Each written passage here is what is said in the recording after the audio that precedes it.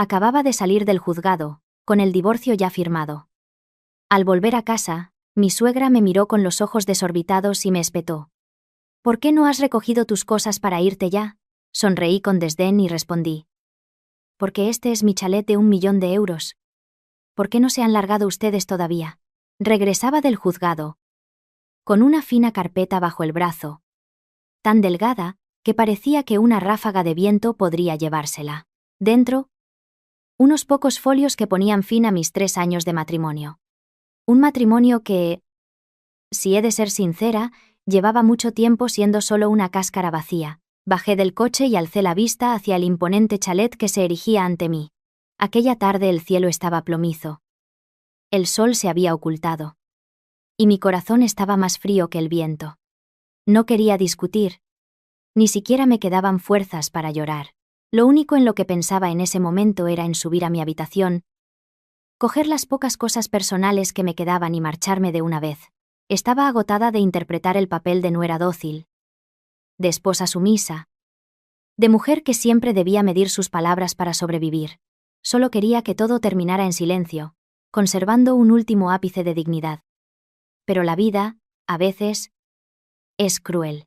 Ni siquiera se me concedió el derecho a salir de un matrimonio roto en paz. Nada más empujar la puerta y entrar en el salón, vi a Carmen, mi suegra, sentada como una reina en el sofá. Con las piernas cruzadas y una taza de café en la mano, su rostro mostraba una satisfacción que ni se molestaba en disimular. A su lado estaba Antonio, mi suegro. Mantenía su habitual postura erguida, de hombre sereno, pero la mirada que me dirigió era tan gélida como la que se dedica a un objeto que ha perdido todo su valor. Y Diego, mi exmarido, estaba de pie junto a la escalera, con los brazos caídos y la cabeza gacha, incapaz de mirarme a los ojos. Apenas di un paso, y Carmen ya me estaba escudriñando de arriba a abajo. Con una voz tan ácida y afilada como un cuchillo soltó la pregunta. «¿Por qué no has recogido tus cosas para irte ya? Divorciada y todavía plantada en casa ajena, ¿qué pretendes?». Me detuve un segundo, no por sorpresa, sino porque, aunque me había preparado para su crueldad, sentí una punzada en el corazón. Resultaba que, después de 3 años como su nuera, de cocinar para ellos cada día, de pasar noches en vela cuidándolos cuando estaban enfermos, a sus ojos seguía siendo una extraña en casa ajena. No respondí. Con mi pequeña maleta en la mano, me dirigí directamente hacia la escalera, con la intención de subir a mi habitación como si no hubiera oído nada. Pero Carmen se levantó de un salto y me bloqueó el paso. Me arrancó la maleta de la mano, tirando con fuerza, y soltó una risa burlona. «Las 4 cosas que tienes caben en una bolsa de basura. No hace falta que te hagas la señorita de buena familia a la que echan de palacio». Intenté contenerme. De verdad que no quería convertir mis últimos momentos allí en un circo. Pero cuanto más cede uno, más se envalentona el otro. Al ver mi silencio, Carmen chasqueó la lengua, y, dirigiéndose a Antonio, gritó como si quisiera que la oyeran todos los vecinos del barrio. 3 años viviendo a cuerpo de rey en este casoplón, mantenida por su marido y por nosotros. Y no ha servido para nada. Ni para darnos un nieto, ni para saber retener a un hombre. Y todavía tiene la desfachatez de quedarse aquí plantada. Antonio dejó su taza sobre la mesa de cristal. El leve tintineo bastó para enfriar aún más el ambiente. Me miró de arriba a abajo, y su voz sonó seca, como una sentencia. «Ya que has firmado, ten un poco de decencia y lárgate de una vez. En esta casa no hay sitio para mujeres fracasadas». Esta casa, esas 2 palabras resonaron en mis oídos, familiares, ridículas y humillantes a la vez. Durante 3 años, siempre habían hablado de esta casa, nuestra casa, la casa de la familia. Y yo siempre fui la que vino después, la que debía ser discreta, conocer su lugar, saber dónde pisaba. Me giré para mirar a Diego. Una vez amé a ese hombre de verdad. Pensé que, aunque el mundo entero me diera la espalda, él al menos estaría de mi lado. Pero no, seguía en silencio, con los labios apretados y la vista fija en el suelo, como una sombra cobarde. Su silencio me dolió más que una bofetada. Confirmaba que, durante todo nuestro matrimonio, nunca tuve un marido de verdad. Respiré hondo. Sentí un nudo de rabia subir por mi garganta, pero, extrañamente, en ese momento me invadió una calma insólita. Dejé la maleta junto a la mesa, Me quité lentamente los guantes y me sacudí las mangas, como si me estuviera limpiando el polvo de 3 años de servidumbre. Luego, levanté la cabeza y los miré. Uno por uno. Carmen aún entrecerraba los ojos, esperando que me echara a llorar o a suplicar. Antonio mantenía su aire de superioridad y desprecio, y Diego, finalmente, levantó la vista. Pero su mirada era la de alguien asustado, no la de alguien avergonzado. Solté una risa seca, breve, pero suficiente para que los 3 se quedaran paralizados, y entonces, dije, lenta y claramente, paladeando cada palabra: no me he ido porque este es mi chalet de 1.000.000 de euros. De hecho, iba a preguntarles por qué no se han largado ustedes todavía. El salón quedó en un silencio sepulcral. Carmen se quedó con la boca abierta, los ojos desorbitados como si acabara de oír una blasfemia. La taza en la mano de Antonio se inclinó, derramando café sobre el borde sin que él se diera cuenta. Diego palideció. Sus hombros se tensaron y sus labios temblaron, como si quisiera decir algo pero no le salieran las palabras. No dije nada más. Caminé lentamente hacia el sofá principal, el mismo en el que, durante 3 años, nunca se me había permitido sentarme cuando había visitas. Me acomodé, apoyando la espalda en el respaldo y las manos en los reposabrazos. Luego, alcé la vista hacia los 3. Por primera vez en esa casa, ya no era la nuera servil, ni la esposa sumisa que agachaba la cabeza. Estaba sentada allí, serena, y frente a mí, las 3 personas que hacía apenas unos minutos se regodeaban exigiéndome que me fuera, ahora dejaban traslucir el pánico en sus rostros. Sus expresiones, en ese momento, me causaron más gracia que ira. Pero fue en ese preciso instante, sentada en el sofá en medio del salón, viendo a mi suegra, mi suegro y mi exmarido petrificados por mis palabras, cuando recordé lo que había pasado 3 años atrás. Recordé el día en que entré en este matrimonio con la ingenua creencia de que, si era decente, paciente y sincera, cualquier familia acabaría aceptándome. Nací en una familia acomodada. Mis padres eran empresarios de éxito, pero desde pequeños nos enseñaron a ser discretos, a no alardear y a no usar el dinero para menospreciar a los demás. Antes de la boda, compraron este chalet y lo pusieron a mi nombre. Dijeron que era mi dote, un respaldo para que, si alguna vez las cosas se torcían, no me quedara sin nada. Pero en aquel entonces, yo estaba enamorada y confiaba ciegamente en Diego, así que fui yo quien les pidió que mantuviéramos el asunto en secreto. Todavía recuerdo la noche antes de la boda. Mi padre se sentó conmigo en el salón y me preguntó en voz baja: ¿estás segura, hija? Ocultar que la casa es tuya, si las cosas van mal, la perjudicada serás tú. Yo me reí y le dije que me iba a casar, no a hacer negocios. Que un matrimonio debía empezar con confianza. Mi madre, al oírlo, solo suspiró, me acarició el pelo y dijo: es tu vida, hija. Tú eliges. Pero recuerda que una cosa es ser buena y otra muy distinta es saber protegerte. En aquel momento no entendí del todo sus palabras. Solo el tiempo me enseñó su verdadero significado. Después de la boda, le dije a Diego que hiciéramos como si viviéramos de alquiler. Quería ver, sin el brillo del dinero, sin la etiqueta de hija de familia rica, cómo me trataría su familia. Diego me cogió las manos, sonrió con ternura y me dijo que, mientras nos quisiéramos, cualquier lugar sería nuestro hogar. Y yo le creí. Ahora, al recordarlo, solo siento un sabor amargo en la boca. El primer día que mi suegra, Carmen, puso un pie en este chalet, no mostró ni asombro ni alegría, como cabría esperar de una madre que ve el nuevo hogar de su hijo. Su mirada recorrió el sofá, las cortinas, la escalera de mármol y finalmente se posó en mí, llena de recelo. En la primera cena, ya soltó, con una sonrisita: las chicas de ahora sí que vivís bien. En un casoplón desde el primer día. Lo malo es que, acostumbradas a tanto lujo, a ver si vais a saber lo que es ser una buena esposa. El comentario parecía una broma, pero el tono era una pulla directa a mi amor propio. Desde ese día, nada de lo que hacía le parecía bien. Si me ponía un vestido, era demasiado extravagante. Si iba a trabajar con pantalones y camisa, era una mujer rígida y fría, sin feminidad. Si hablaba en voz baja, estaba fingiendo ser una mosquita muerta. Si respondía con rapidez, Era una insolente. Una vez, mientras me preparaba para ir a trabajar, arreglada de pies a cabeza, soltó delante de Diego.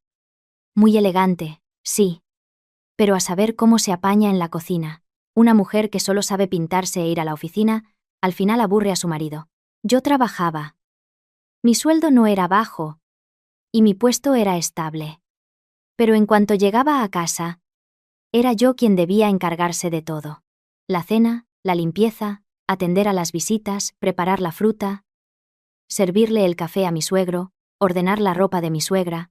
Un día, volví del trabajo con un dolor de cabeza terrible después de una reunión maratoniana. Sin ni siquiera darme tiempo a cambiarme, Carmen ya gritaba desde la cocina. «Elena, baja a preparar la cena. Una mujer que gana 4 duros pero no sabe cuidar de su casa es una inútil». Lo dijo con una dulzura fingida, como si me estuviera dando un consejo.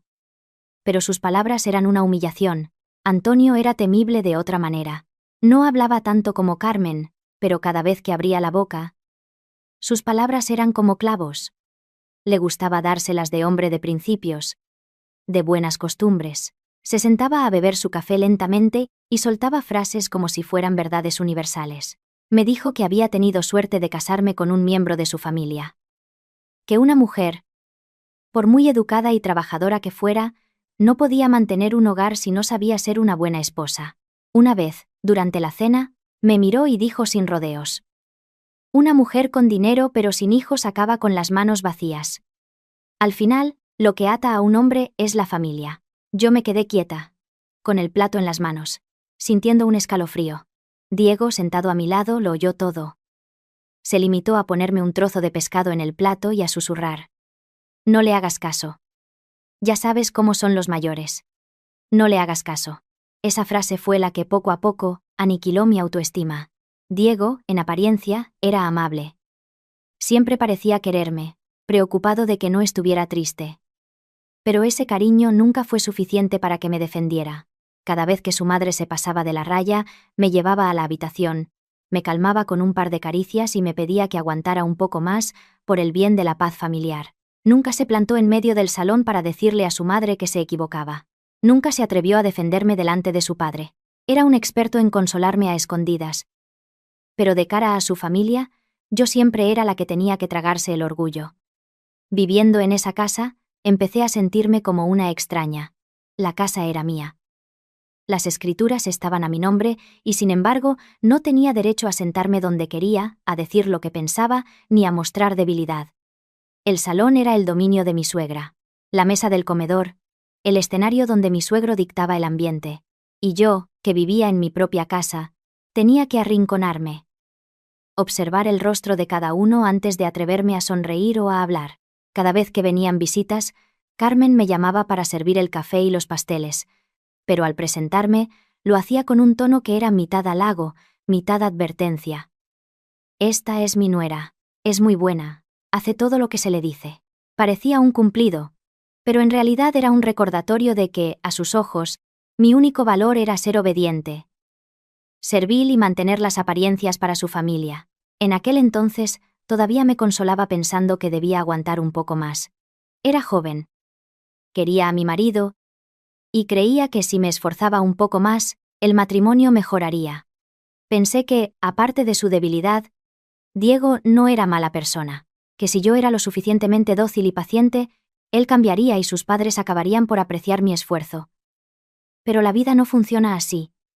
La bondad solo es valorada por quien es agradecido. Ante los egoístas y los mezquinos, cuanto más cedes, más creen que tienen derecho a avasallarte. Día tras día, mi chalet se convirtió en nuestra casa, la casa de la familia, la casa de Diego, con una naturalidad pasmosa, como si desde siempre les hubiera pertenecido. Y yo, la verdadera dueña, empecé a vivir como una invitada tolerada. Así pasaron 3 años de matrimonio. Ahora, al recordarlo, me doy cuenta de que no solo perdí mi juventud. Lo más terrible es que, durante mucho tiempo, permití que otros erosionaran el respeto que me debía a mí misma. Después de casi 1 año de casados, empecé a notar que el desprecio de mi suegra ya no era un simple rechazo hacia su nuera. Cambió de color, de olor, y empezó a mostrar una codicia difícil de ocultar. Si antes Carmen se limitaba a criticar cada palabra que decía, cada prenda que vestía, cada plato que cocinaba. A partir de entonces, lo que más miraba ya no era a mí, sino a este chalet. Al principio eran preguntas que parecían inofensivas. Un día, mientras tomábamos café en el salón, preguntó como si nada: ¿cuánto pagáis de alquiler al mes por esta casa? Otro día: ¿el dueño viene a menudo?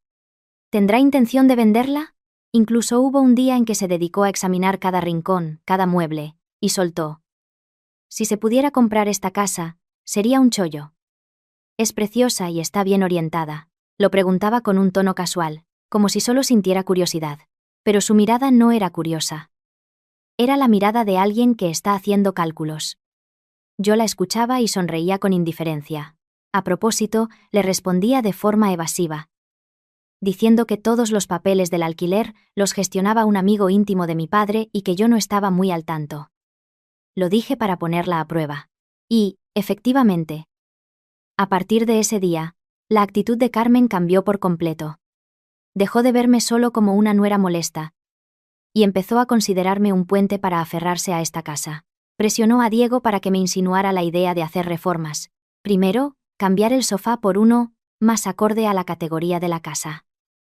Luego, cambiar el suelo del salón porque el color no era elegante. Después, reformar el despacho para adaptarlo a las costumbres de la familia. Cambiar los muebles de la cocina.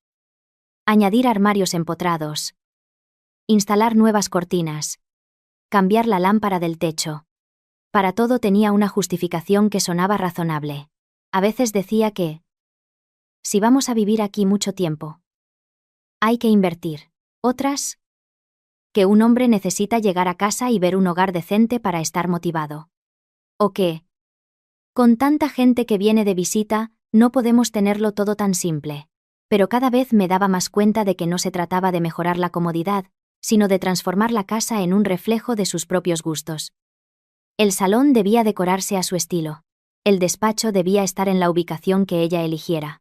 Incluso llegó a hablar con Antonio sobre derribar un tabique para ampliar una pequeña habitación para la hermana de Diego, con la excusa de que, así, cuando Lucía venga a quedarse unos días, tendrá su propio espacio. Yo escuchaba todo aquello y sentía un escalofrío.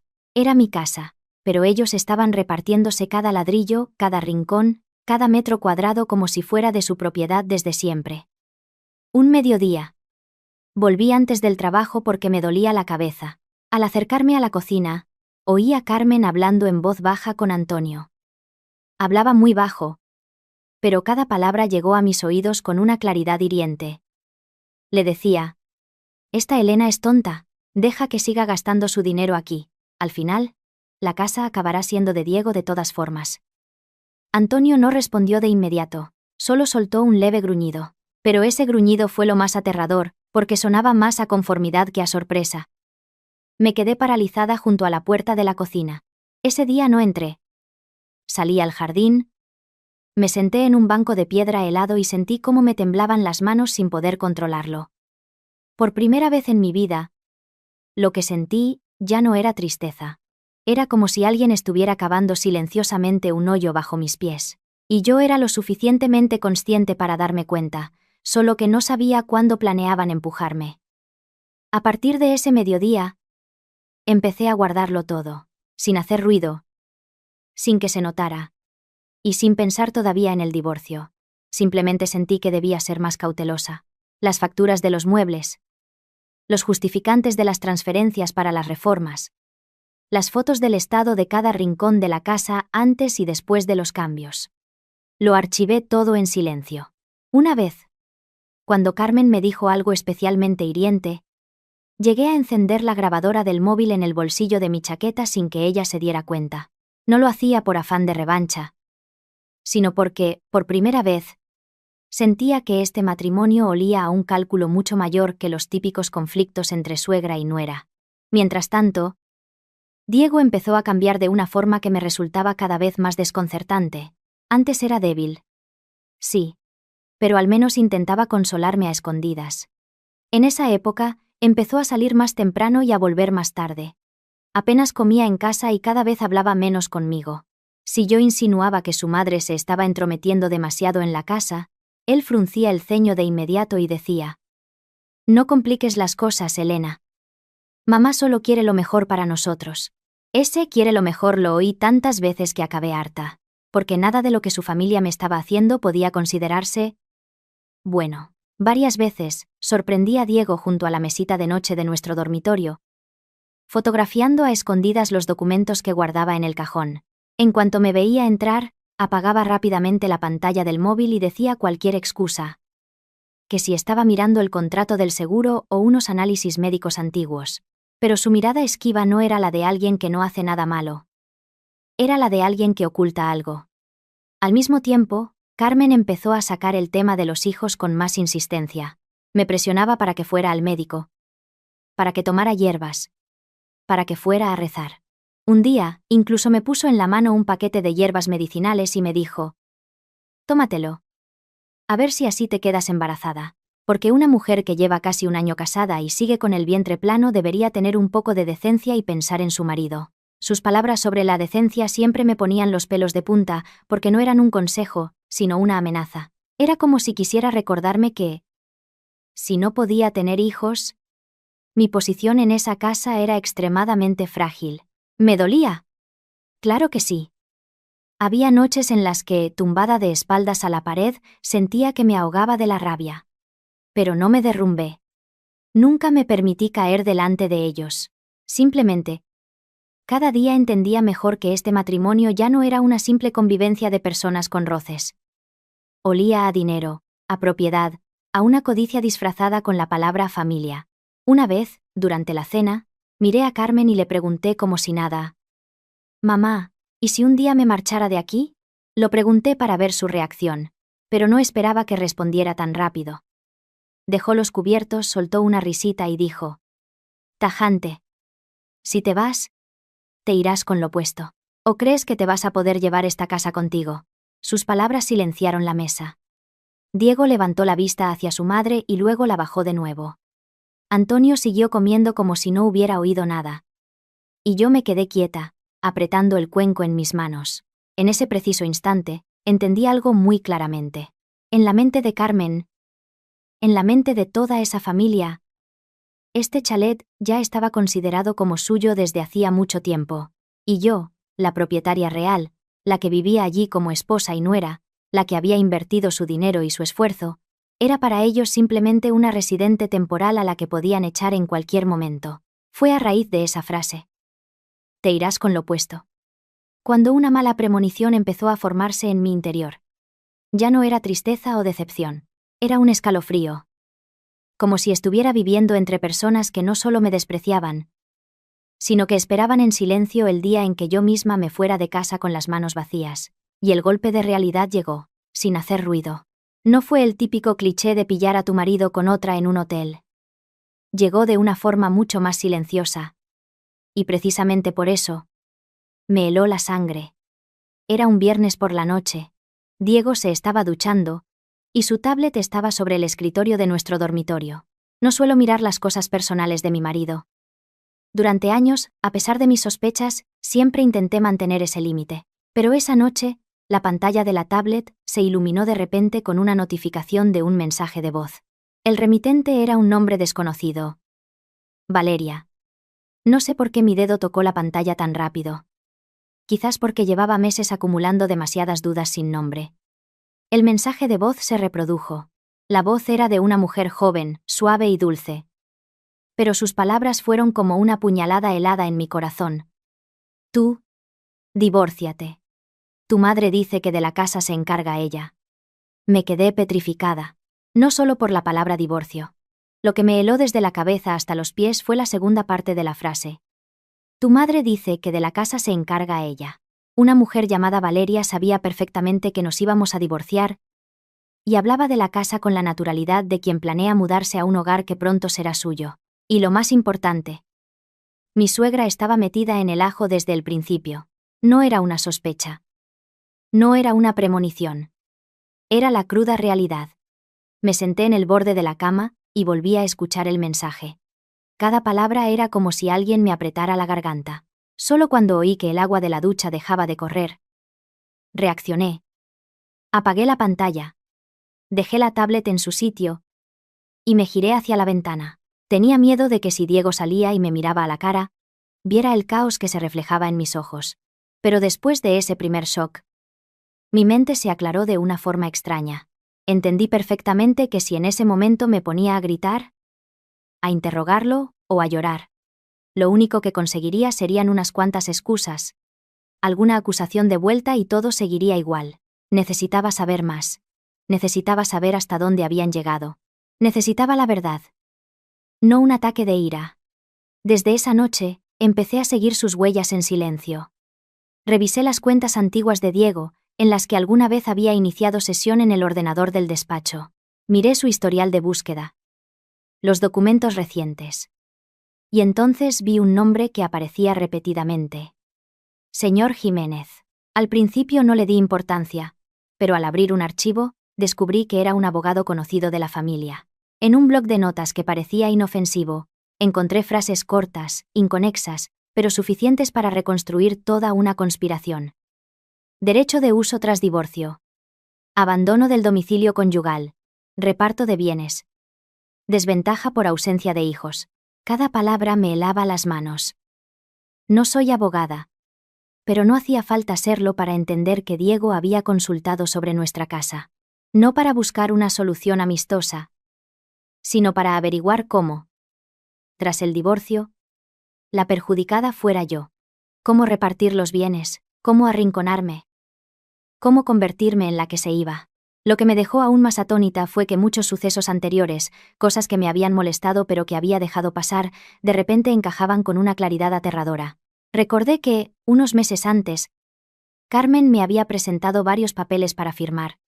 A veces, con la excusa de gestionar los contratos de luz y agua, otras, diciendo que eran documentos para el mantenimiento de la comunidad, o que el ayuntamiento necesitaba actualizar el padrón. Siempre lo hacía con mucha naturalidad, como una matriarca preocupada por los asuntos de la casa. Incluso llegó a quejarse. Hija, por un simple papelito también le pones pegas a tu suegra, pero yo tengo la costumbre de leerlo todo antes de firmar. Así que siempre me tomaba mi tiempo. Y fue así como varias veces vi cláusulas extrañas en esos documentos, cosas como confirmación de persona usuaria del inmueble, representante de contacto, responsable de la gestión. No me pareció correcto y siempre lo posponía, diciendo que estaba ocupada. En aquel momento, solo tenía una ligera sospecha, pero ahora, al recordarlo, sentí un escalofrío recorrer mi espalda. No solo querían que saliera de este matrimonio. Querían que abandonara el chalet en silencio, voluntariamente, sin hacer ruido, para que ellos pudieran tomar posesión de todo de forma legítima. El asco que sentí en ese momento superó al dolor. La noche siguiente, cuando Diego volvió del trabajo, decidí preguntarle directamente, sin rodeos. Lo miré fijamente durante un buen rato y le dije, ¿quién es Valeria? Diego se quedó paralizado un instante muy breve, pero suficiente para que yo supiera que no me equivocaba. Luego frunció el ceño y me devolvió la pregunta con su habitual tono de fastidio. ¿Has vuelto a mirar mis cosas? No respondí a eso. Seguí. ¿Qué es eso de que tu madre le ha hablado de la casa? Esta vez, su expresión cambió por completo. Ya no había sorpresa. Ni siquiera fingió ser amable. Tiró las llaves sobre la mesa, se aflojó la corbata con brusquedad y dijo, con voz seca, si no soportas vivir con mi madre, déjalo. No alargues más esto. Me quedé de piedra. Sus palabras fueron como un martillazo que destrozó la última ilusión que me quedaba. Resulta que el hombre que tenía delante ya no era solo un cobarde que se escondía tras las faldas de su madre. Lo sabía todo. Es más, participaba activamente con ellos. No lo estaban empujando, no lo estaban obligando. Estaba, por voluntad propia, allanando el camino para que su exmujer se fuera y otra entrara. Por primera vez en 3 años de convivencia, vi a Diego con total claridad. Ya no había nada que compadecer. Nada que lamentar. Solo quedaba una frialdad que daba miedo. No monté una escena. Me di la vuelta. Entré en la habitación y cerré la puerta con llave. Esa noche, me quedé sentada sola hasta casi el amanecer. Delante de mí tenía las escrituras de la casa, las facturas de las reformas, las grabaciones que había guardado y la captura de pantalla del mensaje de voz. Estaba sentada en nuestro dormitorio, el lugar que durante tanto tiempo había considerado mi último refugio. Y sentía que todo a mi alrededor había cambiado. La cama en la que dormía, el armario que ordenaba, incluso la luz amarillenta del jardín que se filtraba por las cortinas. Todo parecía de repente un campo de batalla preparado desde hacía mucho tiempo. Y yo era la última en darme cuenta. Cerca de la 1 de la madrugada, llamé a Laura. Es mi mejor amiga desde la universidad y ahora trabaja en un bufete de abogados. Le conté todo, sin añadir ni quitar nada. Cuando terminé, Laura se quedó en silencio unos segundos y luego dijo, con voz firme y segura, no hagas nada todavía. Deja que piensen que no sabes nada, pero a partir de ahora, recuérdalo, ni una firma, ni una palabra de más. Escuché su voz resonar en mi oído, y sentí que algo dentro de mí se recomponía. Supe que, desde esa noche, ya no era la esposa que intentaba salvar un matrimonio podrido. Viviría más en silencio. Sería más dócil. Hablaría menos, como si hubiera aceptado que todo se estaba enfriando. Pero solo yo sabía que, detrás de ese silencio, estaba empezando a aprender a salvarme a mí misma. Tras la conversación con Laura, dejé de actuar por impulsos. Seguí yendo a trabajar, volviendo a casa a mi hora, preparando la cena y respondiendo a mi suegra con el mismo tono monótono de siempre. Pero por dentro, yo era otra. Ya no vivía como una esposa que intentaba salvar su matrimonio, sino como alguien que, en silencio, preparaba su propio campo de batalla. Dediqué casi 2 semanas a organizar todos los documentos. Las escrituras originales del chalet, cada factura de las reformas, cada transferencia, cada gasto importante de los últimos años. Lo clasifiqué todo meticulosamente. Hubo noches en las que me quedé despierta hasta las 2 o las 3 de la madrugada. Sentada en mi escritorio, con los ojos escocidos pero la mente más clara que nunca.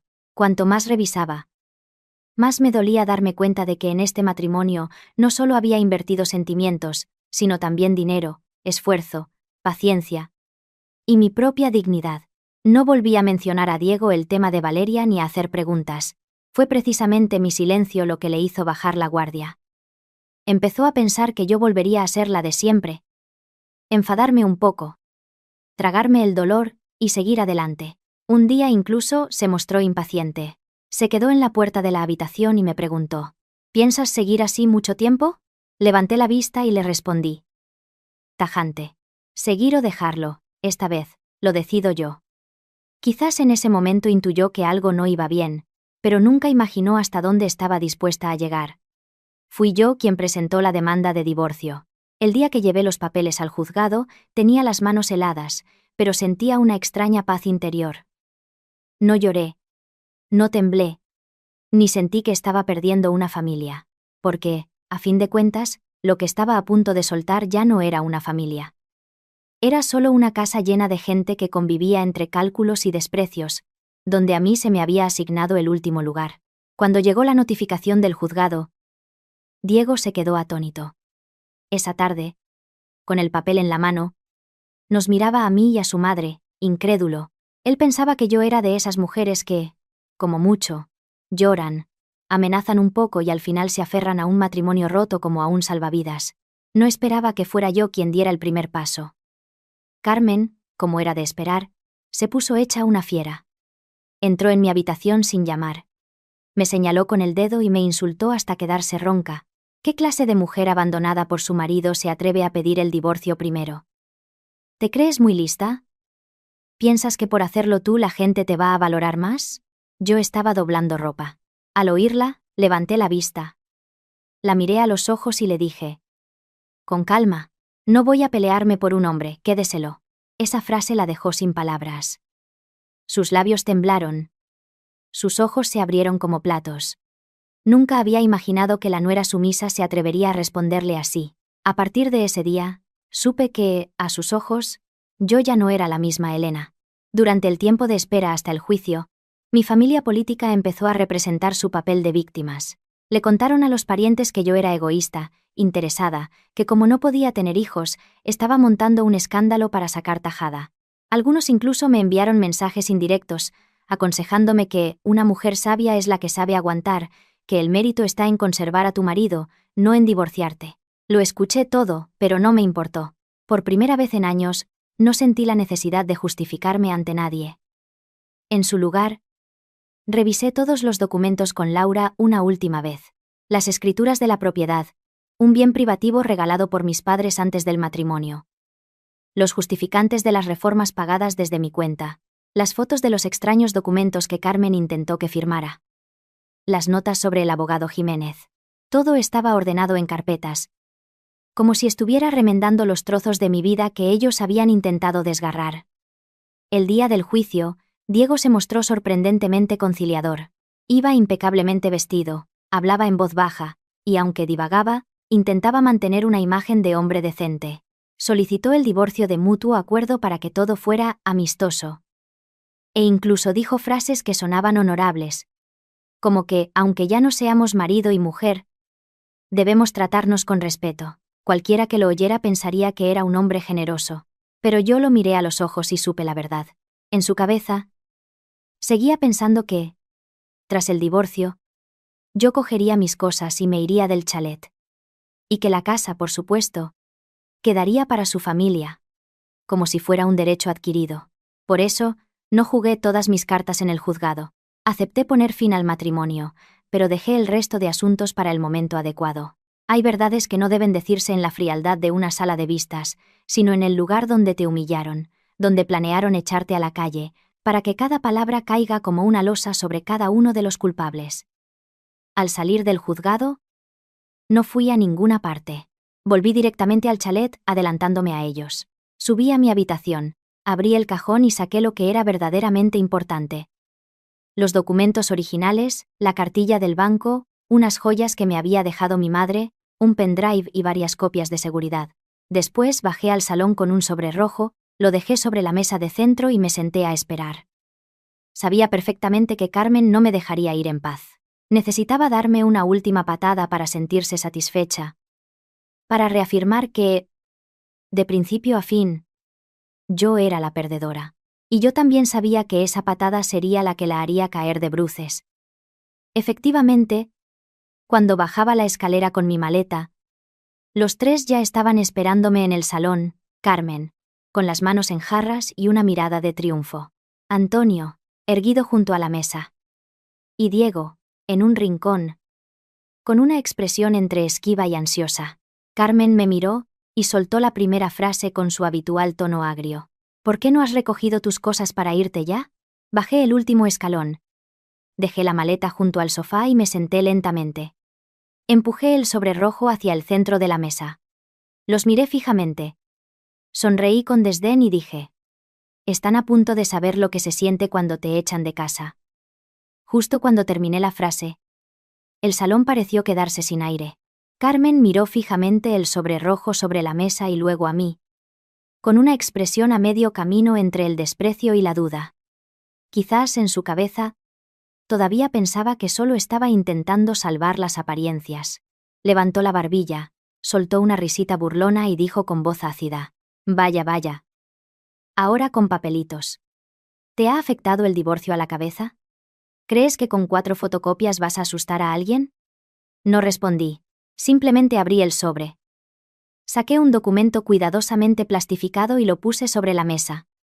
Mis movimientos eran lentos, precisos, sin un gesto de más, pero fue esa calma la que hizo que el ambiente se volviera más denso. Antonio fue el primero en verlo. Aún estaba sentado erguido, con los labios apretados, a punto de decir algo para humillarme. Pero en cuanto bajó la vista hacia el papel, su rostro cambió por completo. Su aire de superioridad se desvaneció como por arte de magia. Se inclinó hacia adelante, cogió el documento y leyó cada línea. Vi claramente cómo su mano empezaba a temblar. Balbuceó, con la voz ahogada: no puede ser. Esto es imposible.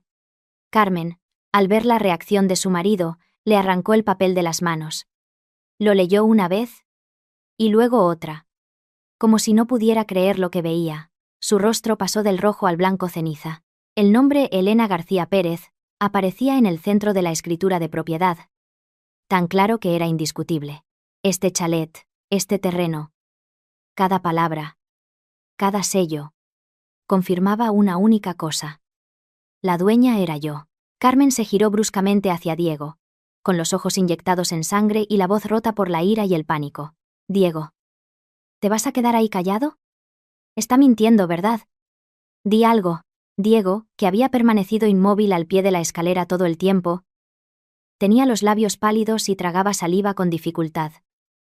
Como si se hubiera tragado una piedra. Fue esa misma imagen la que me provocó una mezcla de risa y asco. Un hombre que se había atrevido a traicionar a su mujer, a planear cómo echarla de su vida. Y ahora que la verdad salía a la luz, ni siquiera se atrevía a levantar la cabeza. Lo miré fijamente. Mi voz no era alta, pero sonó tan fría que hasta a mí misma me resultó extraña.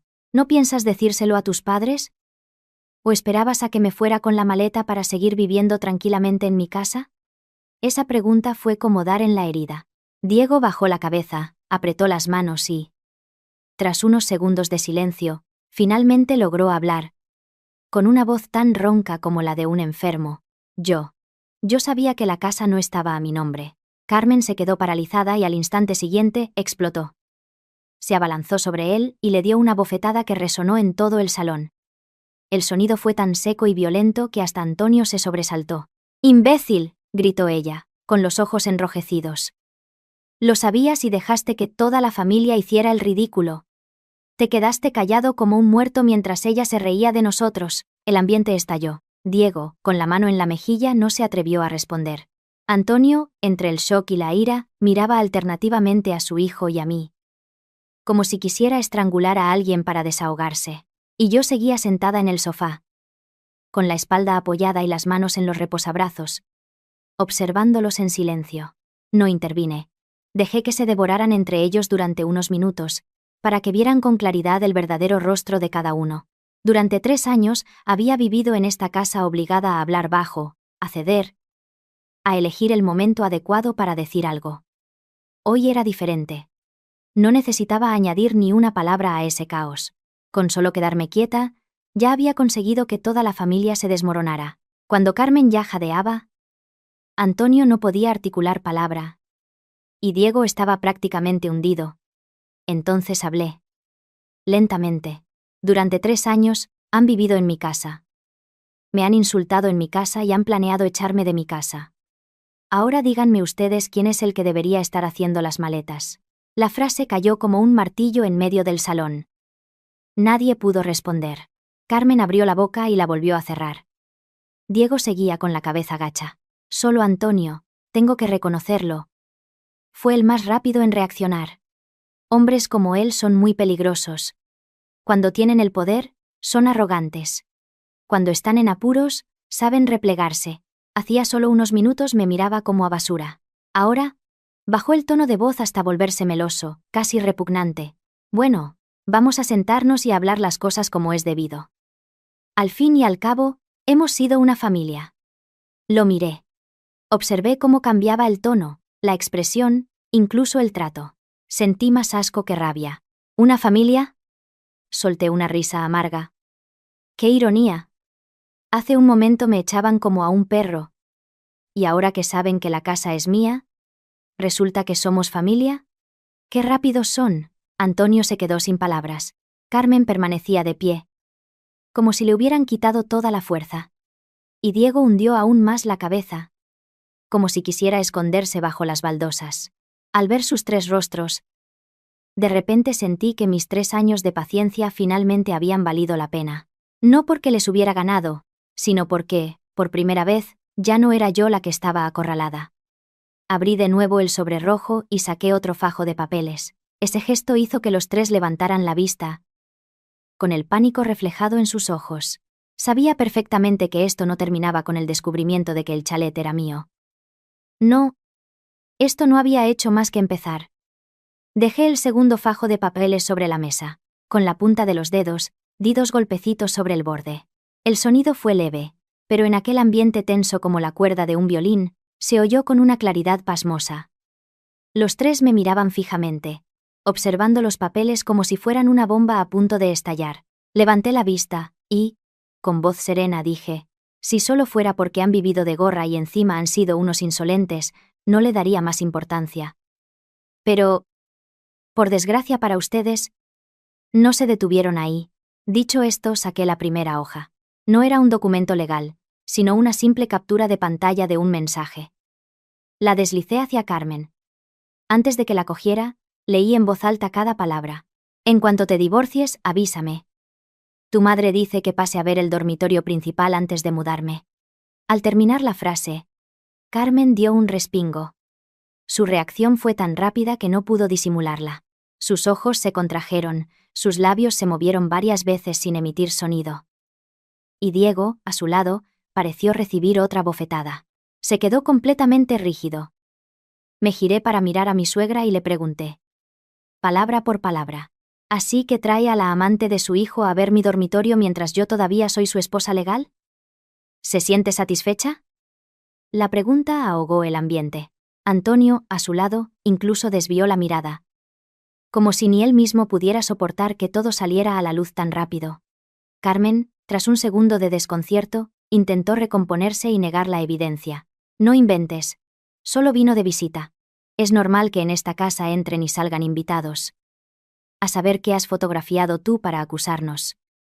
Al oírla, sonreí con amargura. Saqué 2 fotografías en color de la carpeta. Eran imágenes de la cámara de seguridad de la entrada. En una, se veía a Carmen abriendo personalmente la puerta a Valeria.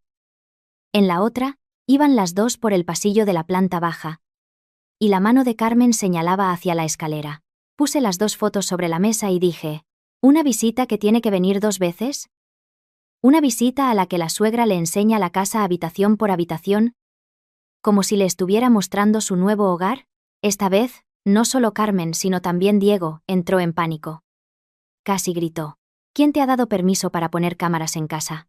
Lo miré fijamente, y respondí con una frialdad glacial. Es mi casa. ¿Necesito tu permiso para instalar cámaras en mi propia casa? Esa respuesta lo dejó sin habla. Y yo entendí que, cuando un culpable empieza a preguntar de dónde has sacado las pruebas, es porque ya no tiene escapatoria. Antonio, viendo que la situación se descontrolaba, intentó intervenir. Con la voz forzadamente calmada, vamos. Esto puede ser un malentendido. Un par de mensajes, un par de fotos, no demuestran nada. No te dejes llevar por la ira.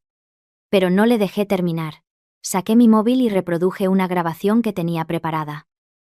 La voz de Carmen resonó clara y nítida en el salón.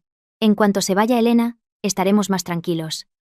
Traer a Valeria aquí, sí que estará a la altura de esta casa. Al terminar la frase, la habitación quedó en un silencio absoluto. La propia Carmen se quedó petrificada, como si la hubieran clavado al suelo. Su rostro palideció y sus labios temblaron sin control. Hacía unos segundos lo negaba todo. Ahora, al oír su propia voz, no podía decir nada. Ya no la miré a ella, sino a Diego. Pero antes de que pudiera decir algo, Carmen se giró hacia su hijo. Como una fiera acorralada que ataca. Todo es por tu culpa. Si lo hubieras hecho bien no estaríamos así. Te dije que tenías que planearlo todo con cuidado. Y ahora que ella tiene todas las pruebas, te quedas ahí como un pasmarote.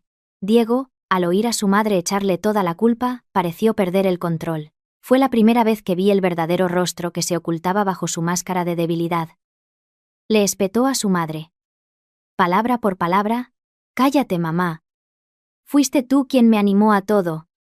Siempre diciéndome que había que conservar la casa, guardar las apariencias, hacer lo que fuera para que ella se fuera sin llevarse nada. Y ahora que todo ha estallado me echas la culpa a mí». Carmen lo miró con furia. «¿Qué dices? ¿No eras tú el que quería dejarla para casarte con la otra?». Diego le gritó de vuelta. «Pero eras tú la que repetía cada día que esta casa no podía caer en manos de una extraña». Al oír eso, ya no necesité hacer nada más. Madre e hijo se estaban arrancando las máscaras el uno al otro delante de mí. Uno era codicioso, el otro cobarde, pero en el momento de la verdad, cada uno intentaba usar al otro como escudo. Observé la escena en silencio durante unos segundos y luego hablé. Con voz serena pero afilada. «Sois increíbles. No he tenido que mover un dedo y ya habéis confesado todo». Mis palabras lo silenciaron a ambos. Fue entonces cuando Antonio admitió la derrota, se enderezó, entrelazó las manos y, con voz grave, preguntó: «¿Qué es lo que quieres?». Me giré hacia él y respondí sin dudar: «Que se vayan de mi casa». «Pero antes de que se vayan, quiero que escuchen el resto». Dicho esto, saqué otro fajo de papeles de la carpeta. Ya no eran mensajes ni fotos, sino copias de correos electrónicos. Con remitente, destinatario y fecha. Los puse sobre la mesa. Con el dedo sobre la primera página. Los miré a todos, uno por uno. Y dije muy despacio. La infidelidad y traer a la amante a casa es solo la mitad de la historia. La otra mitad es mucho más sucia. Los tres levantaron la cabeza de golpe. Diego miraba fijamente los papeles. Con el rostro pálido, Carmen empezó a respirar con dificultad. Y a Antonio le bastó con leer el nombre del abogado Jiménez en la primera línea para que su expresión cambiara por completo. Dejé caer los papeles sobre la mesa, frente a ellos, y me recosté en el sofá. Supe que, a partir de ese momento, la historia ya no era solo que su hijo había traicionado a su mujer, sino que toda la familia se había manchado las manos en algo mucho más rastrero. Un plan para robarme mi casa. Cogí los papeles que llevaban el nombre del abogado Jiménez en la primera página y los fui pasando lentamente, como si estuviera revisando una vieja deuda. Nadie en el salón se atrevió a interrumpirme. Incluso Carmen, que hacía unos minutos gritaba como una loca, ahora permanecía en silencio, con los ojos clavados en mis manos.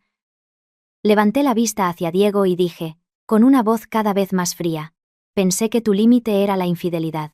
Nunca imaginé que llegarías a montar toda una farsa para echarme de casa sin nada. Dicho esto, saqué la primera copia. Eran extractos de las conversaciones entre Diego y el abogado. No eran largos, pero cada frase era lo suficientemente rastrera como para provocar náuseas. Leí cada línea en voz alta, sin prisa. Si la esposa abandona el domicilio voluntariamente tras el divorcio, ¿se puede argumentar abandono del hogar? ¿Cómo se podría preparar un documento de entrega de la vivienda? ¿Sería conveniente que la comunidad de vecinos y el vecindario entendieran que es ella quien se va, no que nosotros la echamos? El rostro de Diego se volvió lívido.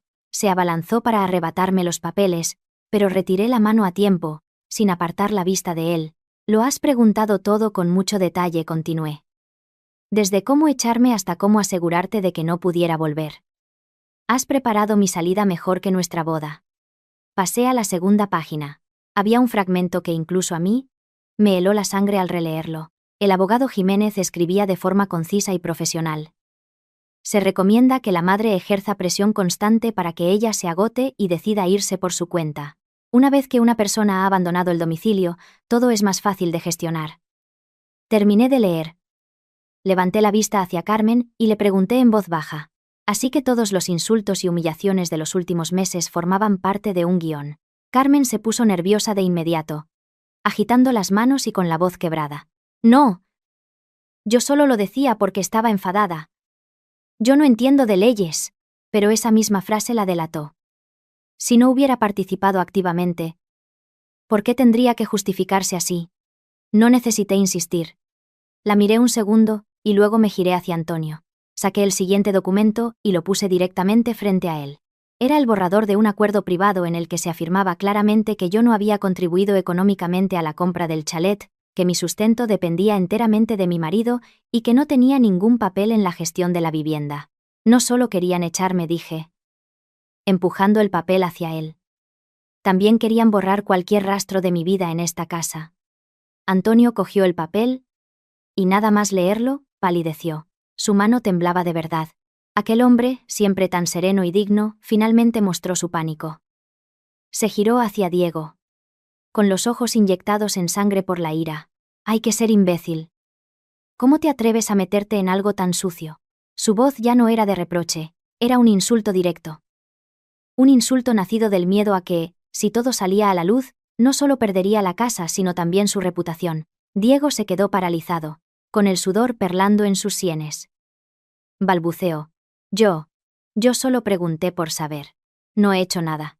Solté una risa amarga.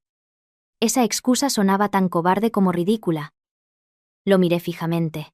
Se te olvida un detalle. La casa es mía. Y la mayor parte del dinero de las reformas salió de mi cuenta. ¿Te inventas una historia sin molestarte en comprobar los hechos? Mi pregunta fue como una bofetada. Sabía que él nunca imaginó que yo lo guardaba todo. Menos aún que la esposa que él creía sumisa en la cocina y en el dormitorio, un día se sentaría en medio del salón a desmontar cada una de sus jugadas.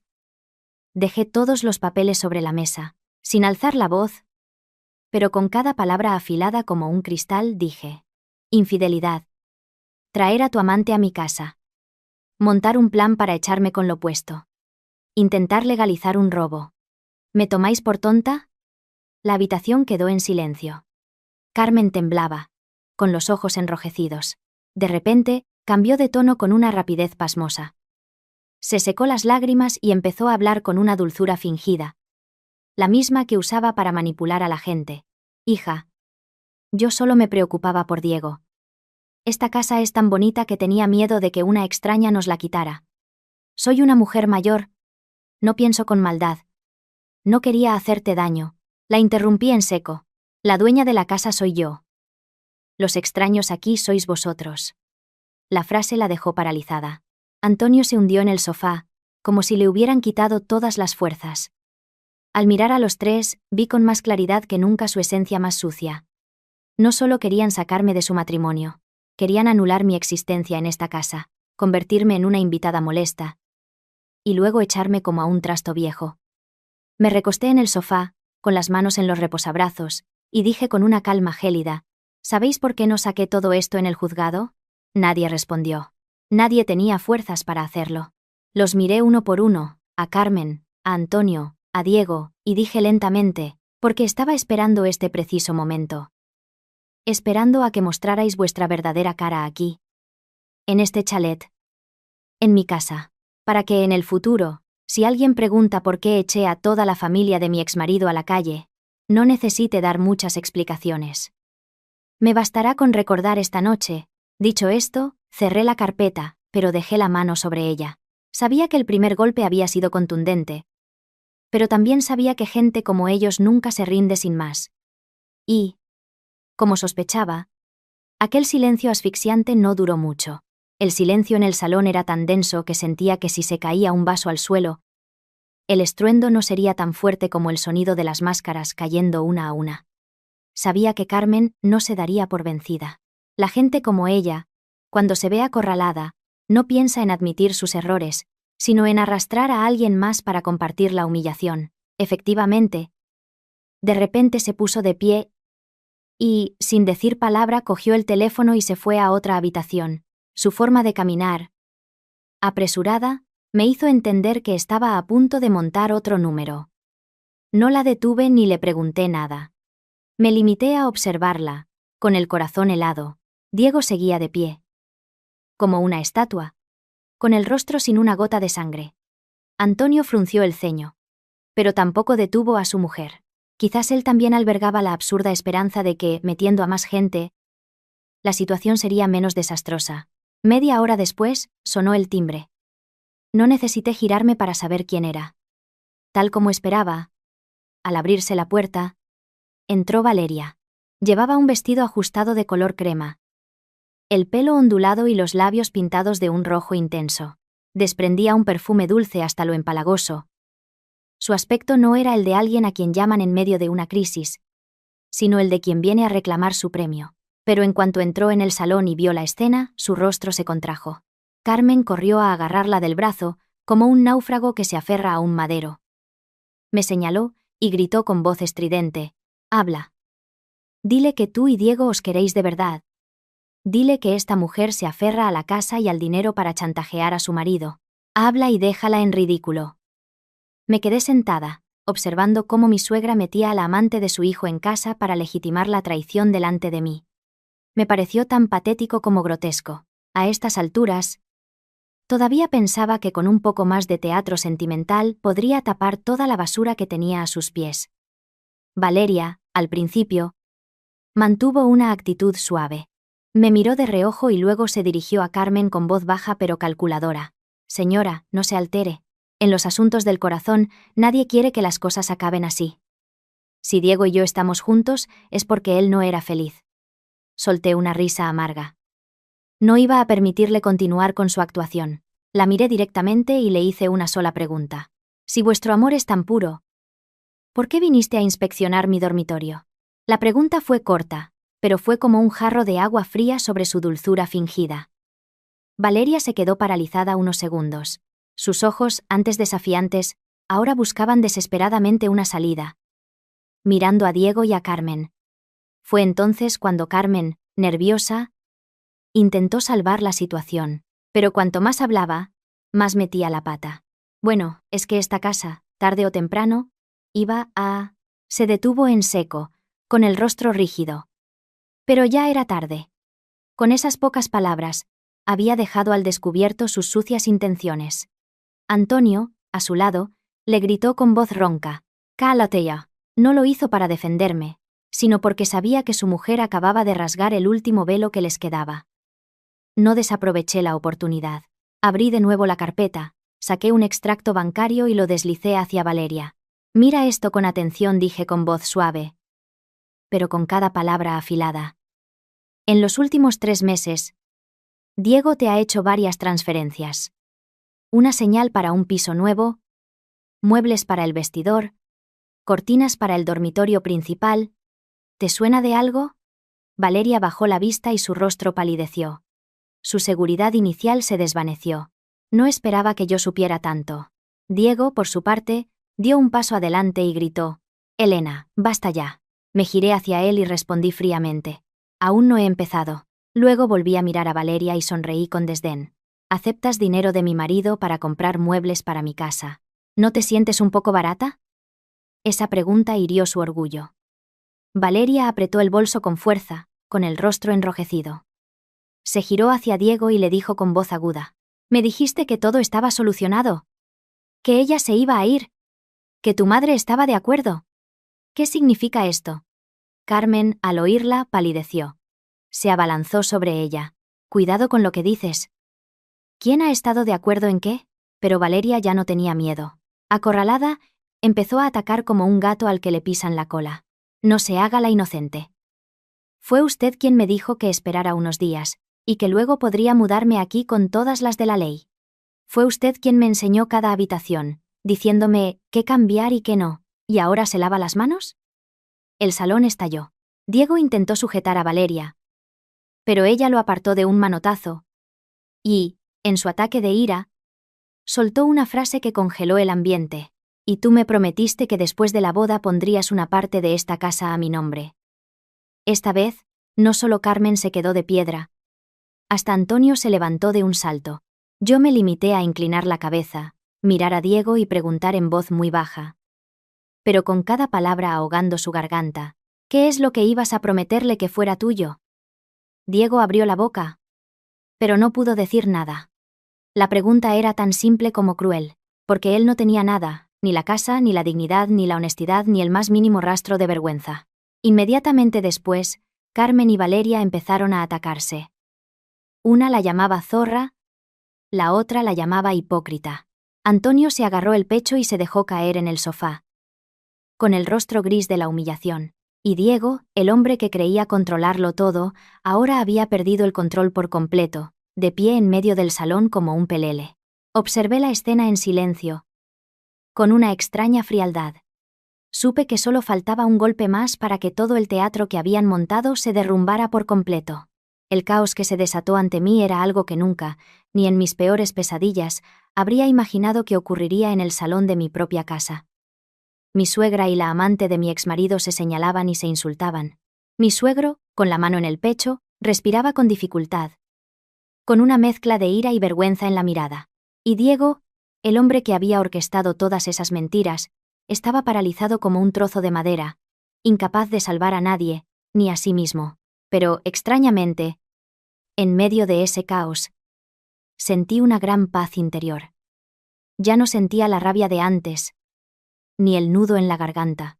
Quizás porque, después de todo lo que había salido a la luz, ya no tenía ninguna razón para ser compasiva.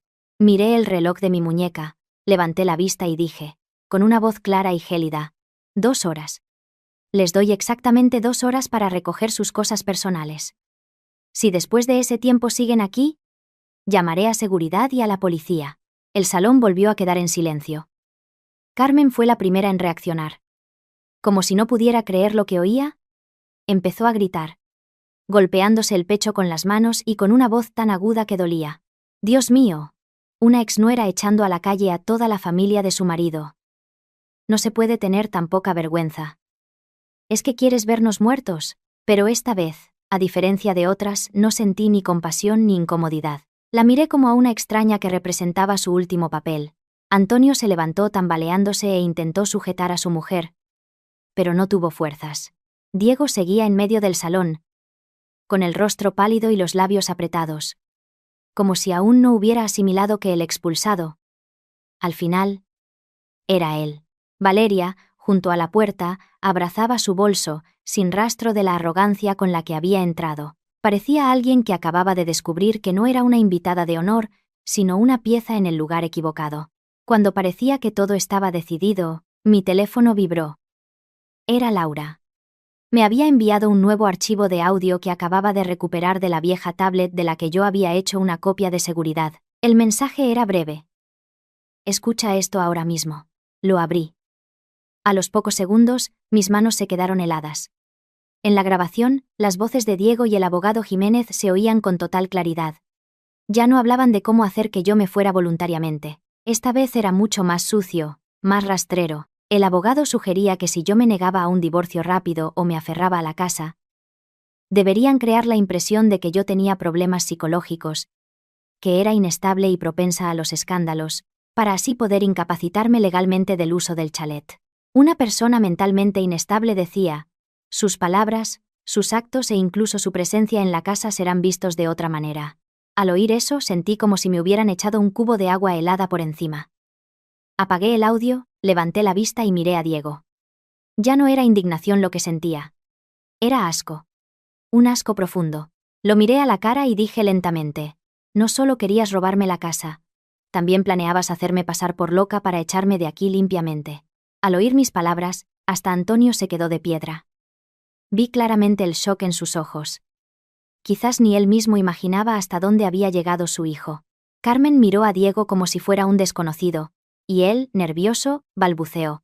No, no es eso. Has oído un trozo y lo has malinterpretado. No le dejé terminar. Volví a reproducir el fragmento clave. Y el salón quedó en un silencio sepulcral cuando su voz resonó, clara y nítida. Ella es dócil, pero si se la presiona durante mucho tiempo, acabará perdiendo los nervios, y en ese momento, será mucho más fácil para nosotros. No sé qué sintieron los demás. Pero yo, en el instante en que oí a mi propio marido decir esa frase, sentí que mi corazón ya no dolía. Se había congelado. Era el frío de quien finalmente ve el verdadero rostro de la persona que ha dormido a su lado durante 3 años. Valeria, al oírlo, retrocedió unos pasos. Miró a Diego como si acabara de despertar de un sueño. Su expresión ya no era de celos ni de rivalidad. Era de puro horror. Quizás en ese momento comprendió que no estaba con un hombre débil, sino con un ser rastrero, dispuesto a pisotear a cualquier mujer para conseguir sus fines. Me levanté del sofá. Fue la primera vez que me moví de mi sitio desde el inicio de la confrontación. Caminé lentamente hacia Diego. Él me miró. Con los ojos inyectados en sangre, pero llenos de pánico. Me paré justo delante de él, lo suficientemente cerca como para ver el sudor en sus sienes, y le dije, con voz baja pero firme, en 3 años como tu esposa, es hoy cuando te veo de verdad. No mereces mi odio. Solo mereces que te arranquen la máscara. Dicho esto, me giré hacia todos y, con voz gélida, anuncié, esta misma noche, presentaré toda esta documentación a mi abogada. No solo para el divorcio. No solo por el derecho de uso de la casa, sino por difamación, calumnias e intento de apropiación indebida de un inmueble. Les gusta jugar sucio, pues dejaré que la ley les enseñe a jugar limpio. A partir de ese instante, la cuenta atrás de 2 horas empezó de verdad. Carmen, aterrorizada, subía y bajaba con su bolso como si hubiera perdido el juicio. Antonio, tambaleándose, llamaba a alguien por teléfono, con la voz baja pero temblorosa. Diego se derrumbó en una silla, con la cabeza entre las manos, comprendiendo finalmente que lo había perdido todo. Y Valeria, en la puerta, con la mirada completamente cambiada, parecía calcular si debía salvar a alguien o salvarse a sí misma. Yo estaba sola, en medio del salón de mi chalet de 1 millón de euros. Fuera, el cielo se había oscurecido. Dentro, reinaba el caos que ellos mismos habían creado, y supe que la verdadera tormenta no había hecho más que empezar, porque, a partir de ahora, Ninguno de ellos podría guardar ya ningún secreto.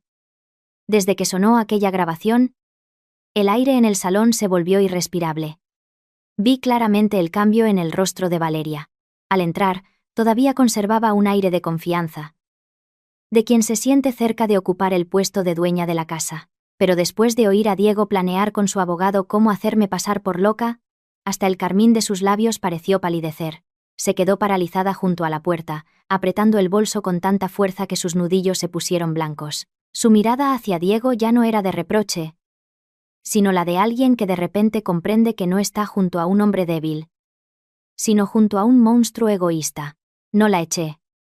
Simplemente la miré y le dije, con una voz suave pero directa: ¿creías que ibas a entrar aquí como la nueva señora? No. Solo eras una pieza que usaban para que yo me fuera más rápido. Esa frase fue como arrancarle la última venda de los ojos. Valeria se giró hacia Diego, con la voz ahogada por la ira. Me dijiste que ella ya había firmado, que se iba, que todo estaba limpio. Me has engañado a mí también. Diego, desesperado, se acercó para cogerla de la mano, hablando en voz baja y apresurada. Cállate. Ahora no es momento de discutir. Esa misma frase lo delató más que cualquier otra cosa. Un hombre con un mínimo de sentimientos, al menos, habría intentado explicarse, pero lo primero que él quería era silenciar a la mujer que podía revelar aún más secretos. Valeria le apartó la mano de un manotazo. Ya no intentaba mantener la compostura. Vi en sus ojos una mezcla de humillación, rabia y el instinto de una mujer que se da cuenta de que ha sido utilizada. Soltó una risa amarga, y de repente sacó su móvil del bolso y lo tiró sobre la mesa. Delante de mí. ¿Quieres saberlo todo?, dijo. Pues escucha. A mí también me llenó de promesas. Tanto Carmen como Antonio se quedaron de piedra. Diego, con el rostro pálido, se abalanzó sobre la mesa para coger el teléfono.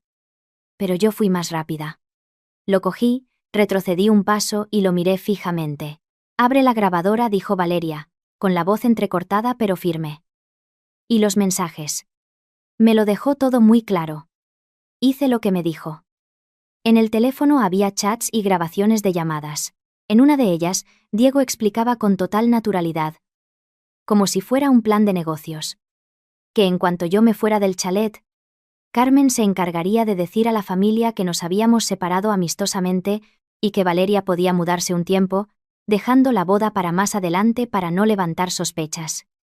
Al oírlo, ya no me sentí sorprendida. Me pareció ridículo. Todos sus cálculos giraban en torno a una palabra. Limpieza, echarme a mí limpiamente. Meter a su amante limpiamente. Quedarse con la casa limpiamente. Lo único que no era limpio era su propia conciencia. Pero la verdadera bofetada para Valeria estaba en la siguiente grabación. La voz de Diego sonaba clara. Ni se te ocurra pensar en poner nada a tu nombre. Como mucho, te dejaré vivir aquí. Pero la casa tengo que conservarla para mi familia. Sentí vergüenza ajena por ella. Valeria, por su parte, se quedó como si le hubieran abofeteado en público. Su confianza se hizo añicos. Se echó a reír. Un sonido agudo y desagradable. Eres un hombre de pacotilla. A tu mujer intentas hacerla pasar por loca. Y a mí me prometes el oro y el moro como si regalaras caramelos. Carmen, al ver la escena, estalló. Se acercó a Valeria y la insultó. ¿Y tú qué te has creído? Zorra, roba maridos. Si hubiera sido antes, quizás Valeria se habría contenido. Pero a esas alturas, ya no tenía nada que perder. Le respondió de inmediato. No se haga la santa. Fue usted quien me llamó para enseñarme la casa. Fue usted quien me dijo que esperara unos días y que luego me mudara. Y ahora que todo se ha destapado, ¿me echa la culpa a mí? El salón explotó. Por un lado, mi ex-suegra. Por otro, la amante de mi exmarido. Las dos mujeres que habían creído poder manipularme, ahora se destrozaban mutuamente en medio de mi casa. Carmen la llamaba descarada. Valeria le preguntaba si acaso ella habría podido entrar si no le hubiera abierto la puerta. Cada frase era una bofetada mutua, y una bofetada a la fachada de familia decente que habían mantenido durante años. Antonio, furioso, gritaba. Pero nadie le hacía caso. Diego intentaba separar a su madre y a su amante. Pero cuanto más intervenía, más empeoraba la situación. Era como un hombre intentando apagar un incendio con las manos, y yo, por primera vez en mucho tiempo, no necesité decir nada para defenderme. Simplemente me quedé al margen, escuchando cómo la verdad salía de sus propias bocas. Miré el teléfono que tenía en la mano, y dije con calma: de acuerdo. Esto me lo quedo. Diego, al oírlo, pareció enloquecer.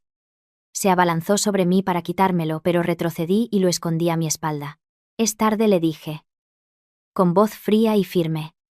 A partir de ahora, cada palabra que habéis dicho es una soga que vosotros mismos os habéis puesto al cuello. Dicho esto, apreté el teléfono con fuerza. Supe que, a partir de ese momento, la balanza se había inclinado por completo. Ya no era yo contra ellos. Eran ellos, devorándose entre sí para sobrevivir. Apreté el teléfono de Valeria en mi mano, observando los rostros descompuestos por el pánico. Supe que la situación estaba madura. Ya no era necesario discutir más. Hay personas que solo cuando se enfrentan a la ley y a las pruebas dejan de hacerse las víctimas. Cogí mi propio teléfono y, en medio del salón, hice una videollamada a Laura. No salí de la habitación ni bajé la voz. Puse el altavoz para que todos pudieran oír y ver. Quería que mi familia política entendiera una cosa. A partir de ese momento, esto ya no se podía resolver en privado. En cuanto apareció Laura en la pantalla, sentada en su despacho, vio la escena y preguntó: concisa, ¿están todos? Todos, respondí. Prepara los papeles para un desalojo forzoso por ocupación indebida y guarda una copia de seguridad de todos los datos nuevos. La palabra desalojo fue como un golpe en la espalda para Carmen. Se desplomó en el sofá, con los ojos llenos de terror. Antonio palideció. Si hasta ahora habían pensado que esto era una simple pelea familiar. En ese momento comprendieron que la situación había cambiado. Ya no se trataba de insultar a la nuera, sino de enfrentarse a pruebas, a la ley, a sus propias maquinaciones. Antonio intentó mantener la compostura, pero vi cómo le temblaba la mano. Con voz grave, intentó ejercer su última pizca de autoridad. Estás siendo demasiado cruel. Al fin y al cabo, has sido parte de esta familia. Me giré hacia él y le respondí con una pregunta tan corta como gélida. Cuando planeaban hacerme pasar por loca para robarme la casa, ¿pensaron ustedes en la familia? La pregunta fue como una bofetada invisible. Antonio se quedó sin respuesta. Al otro lado de la pantalla, Laura, que lo había oído todo, dijo con calma: Elena, haz un barrido con la cámara. Giré el teléfono lentamente, enfocando a Carmen, hundida en el sofá, a Diego, paralizado, a Valeria, arrinconada junto a la puerta, a Antonio, con el rostro desencajado, y a las maletas en medio del salón. Cada movimiento de la cámara era una humillación más para ellos, porque ya no tenían dónde esconderse. Laura empezó a hablar, con voz clara y profesional, y cada palabra era como un martillazo.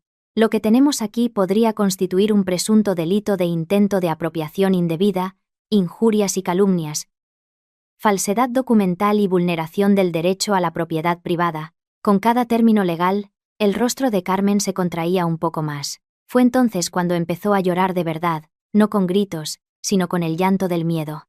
Diego, al oírla, perdió el control e intentó arrebatarme el teléfono, pero esta vez fue su propio padre quien le gritó: «Siéntate. ¿Es que quieres que nos hundamos todos?» El grito retumbó en las paredes. Diego se detuvo. Vi en sus ojos una mezcla de rabia, humillación y el rencor de quien es abandonado por su propio padre para salvarse a sí mismo. En ese momento, supe que la última fachada de esa familia se había roto. Le dije a Laura por el teléfono: «Envía todos los archivos de audio y los datos de su teléfono a mi correo. Sincronízalo todo». Luego me giré hacia los tres y dije, muy despacio: «No es una amenaza. Esta noche presento la denuncia». Al oírlo, Valeria respiró hondo, como si hubiera decidido cortar por lo sano con esa parte sucia de su vida. Me miró y añadió algo que volvió a congelar el ambiente. «El abogado Jiménez me dijo que borrara todos los mensajes en los que me prometía la casa. Dijo que si los guardaba, se vería la intención de apropiación indebida». Le pregunté de inmediato: «¿Conservas esas conversaciones?» Valeria se mordió el labio. Vi en sus ojos una mezcla de vergüenza y rabia. Finalmente, asintió. Sí. Odio que me tomen el pelo. Así que lo guardé todo. Esa fue la prueba definitiva. Tan contundente que hasta a mí me dio un escalofrío. Ya no eran simples palabras, sino la demostración de que habían planeado cada paso para quedarse con mi casa. Carmen, al oír el nombre del abogado, palideció y balbuceó. Pero antes de que pudiera decir nada, Antonio golpeó la mesa y le gritó a su mujer: «Cállate. Todo esto lo has montado tú, y ahora que has metido a un abogado, todavía quieres negarlo». Esta vez, Carmen se quedó callada. No por decencia, sino porque ya no tenía fuerzas. Miré el reloj y terminé la llamada con Laura. La pantalla se apagó, pero el eco de lo que acababa de ocurrir seguía pesando en el aire. Levanté la vista y dije, con firmeza: «Queda 1 hora y 20 minutos». Se acabó el tiempo. Quien sale de esta casa no soy yo. Desde que terminé la llamada con Laura, el ambiente en el salón cambió por completo. Si antes intentaban discutir, negar y echarse la culpa unos a otros, ahora nadie se atrevía a decir una palabra. Las pruebas estaban sobre la mesa. Los datos guardados. Y cualquier cosa que dijeran podía volverse en su contra. El silencio no era por respeto, sino por miedo. Pero fue en ese silencio tenso donde el conflicto familiar estalló con más fuerza. Antonio fue el primero en derrumbarse. Hasta ese momento, había intentado mantener la compostura de un hombre acostumbrado a mandar, pero cuando supo que ya no había vuelta atrás, se giró hacia Diego, y señalándolo con el dedo, le dijo con la voz temblorosa de ira: «Eres un inútil. Un hombre hecho y derecho que vive como un cobarde, engañando a todo el mundo y encima siendo un estúpido. Nunca he visto a nadie tan rastrero y tan tonto como tú». Diego, que estaba hundido en una silla, se levantó de un salto. Quizás, después de ser acorralado por mí, por su madre, por su amante, y ahora por su propio padre, la máscara de debilidad que usaba para ocultar su miseria finalmente se rompió. Con los ojos inyectados en sangre y las venas del cuello marcadas, le gritó de vuelta: «No me eches toda la culpa a mí. ¿No erais vosotros los que me presionabais todos los días para que conservara la casa, para que guardara las apariencias, para que tuviera un hijo varón, para no quedar mal con la gente? ¿Y ahora que todo ha explotado? Te lavas las manos como si fueras un santo». Esa frase fue como una bofetada a la imagen de familia respetable que habían construido. Antonio, furioso, se abalanzó sobre él para pegarle, pero esta vez Diego no se apartó. Le quitó la mano de un manotazo. Ese simple gesto demostró que en esa casa nunca había habido respeto, solo imposiciones y apariencias. Carmen, al ver a su marido y a su hijo enfrentados, se interpuso entre ellos, abrazando a Diego como si fuera un niño inocente y gritando: «No le pegues, no ha sido solo culpa suya. Si esa mujer no fuera tan testaruda y no se hubiera aferrado a la casa y al dinero, nada de esto habría pasado». Al decir la última frase, se dio cuenta de su error, pero ya era tarde. Los miré a los tres, y vi con una claridad escalofriante su verdadera naturaleza. Mientras les convenía, eran un equipo. Cuando las cosas se torcían, cada uno intentaba salvarse a sí mismo, sin importarle que el otro se hundiera. No dije nada. Me limité a observar cómo lo que llamaban familia se desmoronaba delante de mí. Hay verdades que no necesitan ser desveladas. Con esperar, salen a la luz por sí solas. Y entonces ocurrió algo que, si me lo hubieran contado antes, no lo habría creído. Carmen, que hasta ese momento gritaba y maldecía, de repente pareció quedarse sin fuerzas. Se soltó de Diego y, tambaleándose, se acercó a mí. Antes de que pudiera reaccionar, se arrodilló a mis pies, con un golpe seco que resonó en el suelo. Me agarró el bajo del vestido, y con el rostro bañado en lágrimas suplicó: «Elena, hija, me he equivocado.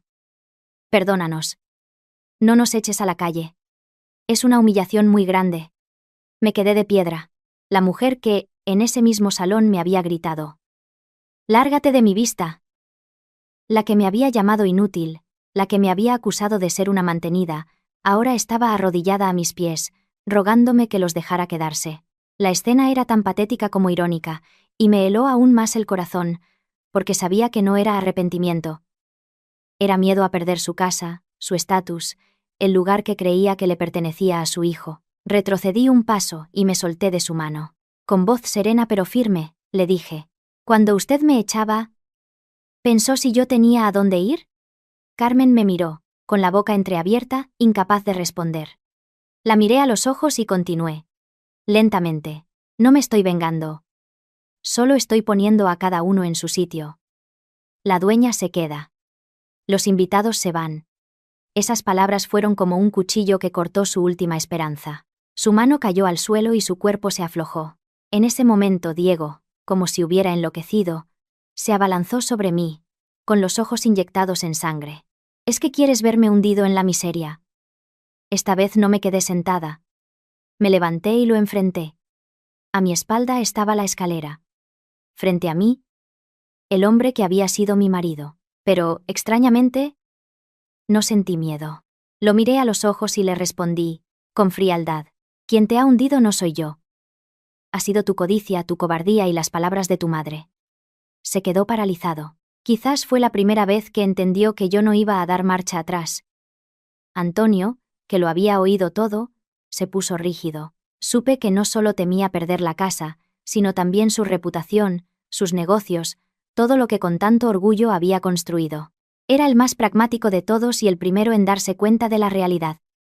Finalmente, se giró hacia su mujer y su hijo y, con voz cansada pero firme, ordenó: recoged las cosas. Salvemos lo que se pueda. No lo perdamos todo. Sus palabras fueron la sentencia final. No venían de mí, sino del hombre que durante años había actuado como el dueño de la casa. Aceptó la derrota. Carmen se quedó sentada en el suelo, llorando hasta quedarse sin voz. Diego permaneció inmóvil, como si le hubieran robado el alma. Yo, sin decir una palabra más, me di la vuelta y subí la escalera. Fui a mi dormitorio. Abrí la mesita de noche y cogí la llave que, durante meses, había dejado allí a propósito para que pensaran que seguían teniéndome controlada. Apreté la llave en mi mano.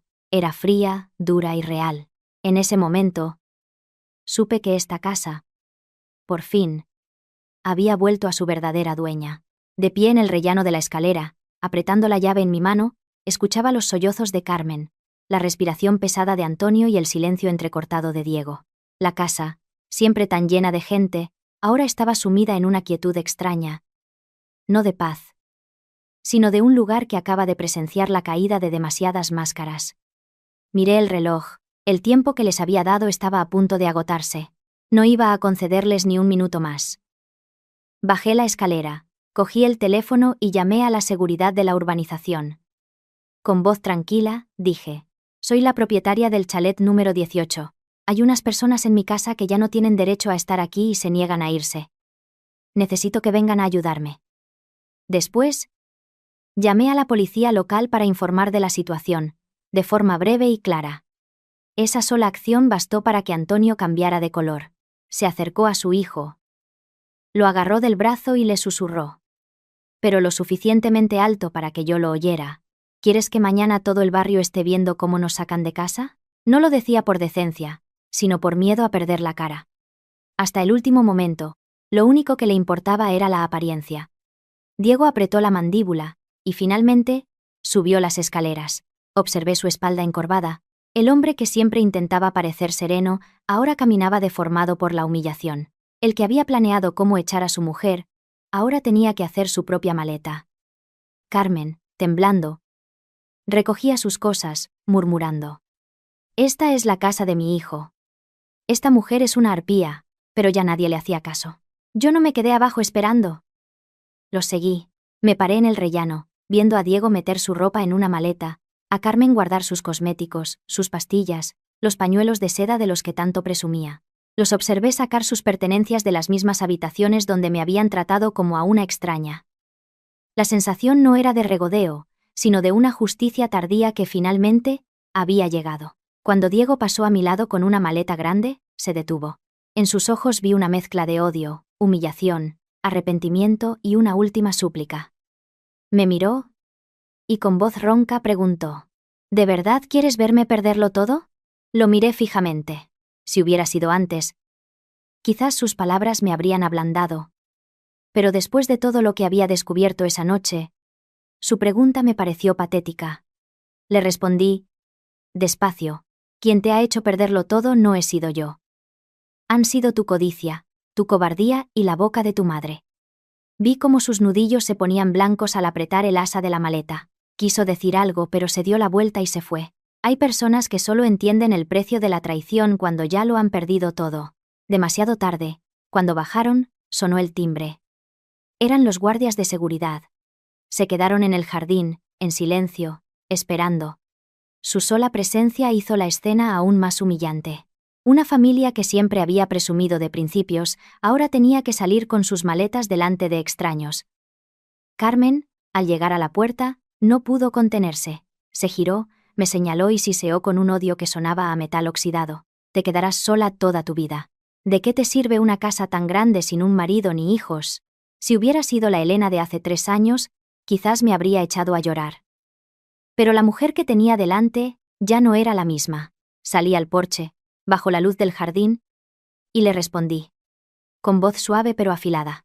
Al menos yo estaré sola en mi casa. Usted, con tanta gente, ha acabado en la calle. La frase la dejó sin aliento. Con el rostro amoratado. Antonio la agarró del brazo y la metió en el coche. Con la cabeza gacha. Como si quisiera meter toda la humillación de esa noche en el maletero y huir. Diego se quedó en la puerta unos segundos, mirando hacia el salón iluminado a mi espalda. Quizás en ese momento comprendió que no solo había perdido una casa, sino también el lugar que creía que le pertenecía por derecho. Valeria no se fue con ellos. Se quedó a un lado, bajo una farola. Cuando Diego se giró para decirle algo, ella sonrió con frialdad y le espetó. Un hombre como tú solo me ensuciaría las manos. Dicho esto, se dio la vuelta y se fue. Sin mirar atrás. La puerta del chalet estaba abierta. Mi exfamilia política salió arrastrando sus cosas. Ya no había arrogancia, ni lecciones de vida, ni esa fachada de decencia que habían usado para someterme. Solo quedaba un grupo de personas derrotadas por su propia codicia. Me quedé quieta, viendo cómo el coche desaparecía al final de la calle. Luego, me acerqué a la verja de hierro. La agarré con las 2 manos y la cerré lentamente. El sonido metálico al encajar resonó en la noche. Seco, tajante y definitivo. Como un punto final. Mis 3 años de humillación habían terminado con ese sonido. La verja de hierro se cerró tras ellos. El sonido seco resonó en el amplio jardín, y después, todo quedó en silencio. Ya no había gritos. Ni pasos apresurados. Ni las miradas inquisitivas o las palabras hirientes que me habían acompañado durante 3 años. Solo estaba yo, de pie en medio del jardín, bajo la luz amarillenta de las farolas, mirando en la dirección por la que el coche había desaparecido. Extrañamente, no sentí el alivio inmediato que uno esperaría. No había satisfacción. Ni una alegría plena. En su lugar, sentí un profundo vacío. Como si acabara de extirpar una parte de mi vida a la que, a pesar de estar podrida, me había aferrado durante mucho tiempo. Entré en casa. El salón todavía mostraba las huellas del caos. Un vaso volcado, cojines en el suelo, algunos papeles mezclados con los restos de las maletas. Era un reflejo perfecto del matrimonio del que acababa de salir. Desordenado, retorcido y lleno de cosas que no me pertenecían. Me agaché a recogerlo todo. Pero esta vez no era la nuera que limpiaba en silencio tras el paso de la familia. Lo hacía con una calma y una serenidad nuevas, sin prisa, sin agachar la cabeza. Por primera vez en mucho tiempo, sentí que estaba cuidando de mi propia casa, no intentando mantener un lugar donde me consideraban una extraña. El teléfono vibró. Era un mensaje de Laura. Me informaba de que todos los datos estaban a salvo y que podíamos presentar la denuncia cuando yo quisiera. Miré el mensaje durante un rato. Una parte de mí sabía que, con solo una palabra, podría llevar las cosas mucho más lejos, hacerles pagar un precio aún más alto. Pero al final, solo le respondí, guárdalo todo. Pero esta noche, déjame respirar. Dejé el teléfono y subí las escaleras. El dormitorio principal se abrió ante mí, amplio y luminoso, pero sin la sensación opresiva de antes. Abrí el armario. Aún quedaban algunas camisas de Diego, colgadas como si su dueño fuera a volver en cualquier momento. No las rompí, ni las tiré.